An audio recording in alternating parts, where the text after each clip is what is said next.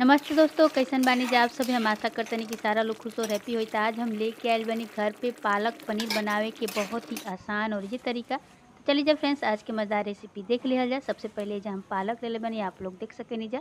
पालक के बढ़िया से साफ करके काट लेवे के बाटे। तब बढ़िया से हम पालक के एइजा छोटा-छोटा टुकड़ा में काट लेले बानी और बढ़िया से पालक के साफ पानी से धुल के साफ कर लेले बानी। आप लोग देख सकेनी जा फ्रेंड्स, बढ़िया से पालक के आप लोग धुल के साफ कर लेब जा पानी से। 4 से 5 पानी में आप लोग पालक के धुल लेब जा। अब कढ़ाई में सारा पालक हम डाल देले बानी और थोड़ा सा एइजा नमक डाल देले बानी, आप लोग देख सकेनी जा। अब का करी कि पालक के बढ़िया से उबाल लिहल जाई और ये देखिए फ्रेंड्स, बढ़िया से पालक हमनी के उबल गइल बा। अब का करी जी कि पालक के निकाल लिहल जाई और निकाल के ठंडा पानी में कुछ देर रख दिहल जाई। जब बढ़िया से गल जाई त ओकरा बाद एके का करी जी कि मिक्सी जार में निकाल के बढ़िया से पीस लिहल जाई। तेजा हम पीस लेले बानी, आप लोग देख सकेनी जा। सिलवट्टा पे भी आप लोग एके पीस सकेनी जा। अब का करी जी, कढ़ाई चढ़ा देल जी गैस पे और एइजा डाल दिहल जी सरसों तेल। आप लोग देख सकेनी जा, तेल हम डाल देले बानी। तेल के बढ़िया से गरम होके दिहल जा।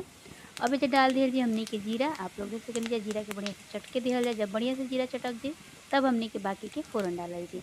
और अभी तक आप लोग हमारे चैनल को सब्सक्राइब नहीं की करे तो फ्रेंड्स लाइक शेयर और सब्सक्राइब करे मत भूलब जा। चैनल पे पहली बार आइल बनी जा तब प्लीज़ ये चैनल के शेयर कर दे जा, सब्सक्राइब कर ले जा। अब देखिए फ्रेंड्स, बढ़िया से फोरन थोड़ा सा जल जाई ओकरा बाद हमनी के डाल देल जाई अदरक। अदरक डाल के बढ़िया से 2 मिनट चला लिहल जाई।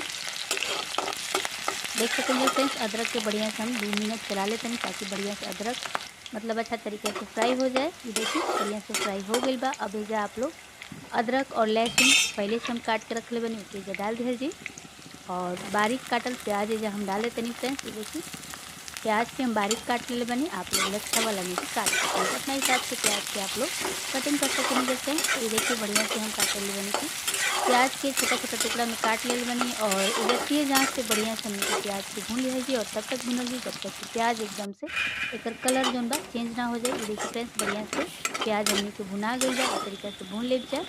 अब हमनी के बारीक काटल टमाटर डाल दिहल जी।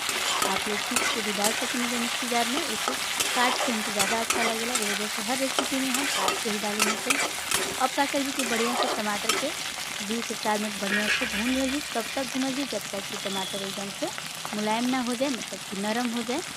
अब थोड़ा सा नमक डाल दीजिए ताकि जब टमाटर बा जल्दी से गल जाए और 2 मिनट चला के बढ़िया से टमाटर को 4 से 5 मिनट धीमा आँच पे पका लीजिए। बीच-बीच में आप लोग एक तरीके से चलावत रह जाए और टमाटर को बढ़िया से चला के पका ले जाए। और ये देखिए फ्रेंड्स, बढ़िया से टमाटर हमनी के पक गइल बा। त हल्का से एइजा हम सिलवट्टा पे पीसल हल्का सा मसाला डाल देले बानी, जेमे अदरक बा, लहसुन बा, मिर्च बा, धनिया बा और ई हम रेडीमेड मसाला डालतनी जौन कि पालक पनीर मसाला हटे और साथ में हम एइजा हल्दी डाल देतनी और आप लोग पनीर मसाला भी डाल सकेनी जा। और एइजा का करी कि बढ़िया से का करी कि मसाला के भून लीजिए फ्रेंड्स 5 से 10 मिनट। आप लोग धीमा आँच पे मसाला को भून लीजिए, ज़्यादा तेज़ आँच मत करब जा, नहीं तो मसाला अगर जल जाई तो फिर आप लोग के सब्ज़ी के टेस्ट खराब हो जाई।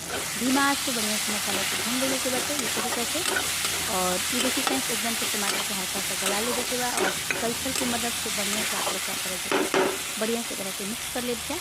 और एइजा हमनी के डाल दीजिए पालक, जौन हमनी के पालक के पीस के रखले बानी जा।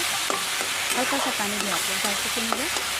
अब का करी कि आँच को धीमा कर दीजिए, धीमा आँच में मसाले को पका लीजिए फ्रेंड्स। ये देखिए जब मसाला तेल छोड़े लगी तब हमनी के में पानी डाल दीजिए। और ये देखिए फ्रेंड्स, बढ़िया से एक तरीके से चला-चला के आप लोग धीमा आँच पे मसाला के साथ में पालक के भी पका लेब जा। और ये देखिए बढ़िया से हम पालक के पका के रेडी कर लेले बानी, एक तरीका से आप लोग भी पका लेब जा। और ये कढ़ाई छोड़े लागल बा। अब एइजा हमनी के पानी डाल दीजिए फ्रेंड्स। जब पालक पूरा कढ़ाई छोड़े लागे तो समझ जाइए कि आप लोग के मसाला पक के रेडी हो चुकल बा। अब एइजा हमनी के डाल दीजिए पानी।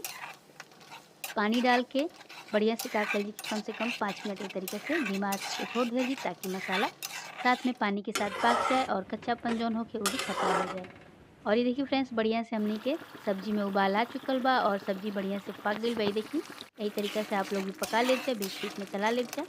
और एइजा हमनी का करी कि पनीर डाल दिहल जी। तेजा हम मतलब कि सॉफ्ट पनीर लेले बानी और साथ में घर के ही पनीर हटे, ए वजह से एकरा के हम तलत नइखे। अगर आप लोग तल के डालत चाहत होखब जा तो इसे भी डाल सकेनी जा, लेकिन ए तरीका से हमके पनीर बहुत ज़्यादा अच्छा लगेला।